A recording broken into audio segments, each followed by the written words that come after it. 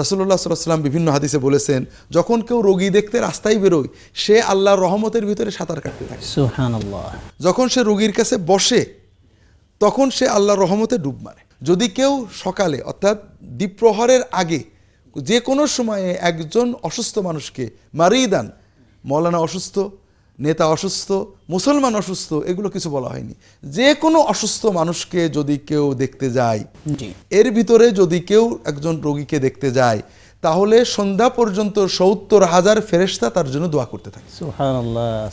আর যদি কেউ দ্বীপ্রহরের পর থেকে সন্ধ্যা পর্যন্ত, রাত পর্যন্ত কোনো রোগীকে দেখতে যায়, তাহলে পরবর্তী দিন সুবহে সাদেক পর্যন্ত ৭০,০০০ ফেরেশতা তার জন্য দোয়া করতে থাকে। কত বড় আল্লাহ তাআলার কত বড় দয়া, নিয়ামত। একটা মানুষকে আপনি দেখতে গিয়েছেন, ফুল নেওয়া, ফল নেওয়া, টাকা নেওয়া কিছুই না, দেখতে গিয়েছেন কেমন আছেন, ভালো আছে, আল্লাহ ভালো করবেন, কেন এত বড় সওয়াব?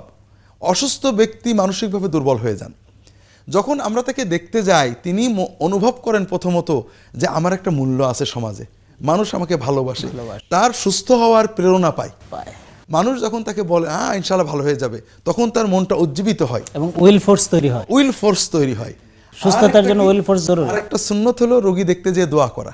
হ্যাঁ, এই দোয়াটাও আল্লাহ রাসূল সাল্লাল্লাহু আলাইহি ওয়াসাল্লাম বলছেন, যদি কেউ রোগী দেখতে যায়, তার গায়ে হাত দিয়ে, মাথায় হাত দিয়ে 7 বার বলে, মহান আল্লাহ যিনি মহান আরশের প্রভু, তার দোহাই দিয়ে তার কাছে আমি বলছি যে তাকে তিনি আপনাকে সুস্থ করে দেন, এই দোয়াটা যদি 7 বার বলে, ওই ব্যক্তি যদি মৃত্যু নির্ধারিত না হয়ে থাকে, সে রোগ থেকে সুস্থ হবে। দোয়াটা আসআলুল্লাহাল আযীমা রাব্বাল আরশিল আযীম আইয়াশফিয়াকা। মাশাআল্লাহ। জি, এই দোয়াটা আমরা 7 বার বলবো, এতে আমিও সওয়াব পেলাম, ওই ব্যক্তি সুস্থতা ইনশাআল্লাহ পেয়ে যাবে আমার দোয়ার মাধ্যমে। অসুস্থকে দেখতে যাওয়ার সওয়াবটা আমি পুরোই পাবো, আমি হাদিয়া না নিলেও। কিন্তু হাদিয়া নেওয়াটা অন্য একটা সুন্নত ইবাদত, যে কোনো মানুষকে বেড়াতে গেলে, দেখতে গেলে তাকে কিছু হাদিয়া দেওয়ার। অসুস্থ ব্যক্তির পথ্যের ব্যাপারেও রাসূলুল্লাহ সাল্লাল্লাহু আলাইহি ওয়াসাল্লাম নির্দেশ দিয়েছেন। জি জি, আমি ঠিক বলছিলাম। এমন কিছু না করি আমরা যে আরে আল্লাহ ভরসা, যা ইচ্ছা খেয়ে গেলাম, আল্লাহ রাসূল মিষ্টি খেয়েছেন কাজে ডায়াবেটিস হয়েছে তাই কি সুন্নত মিষ্টি খেতে থাকি?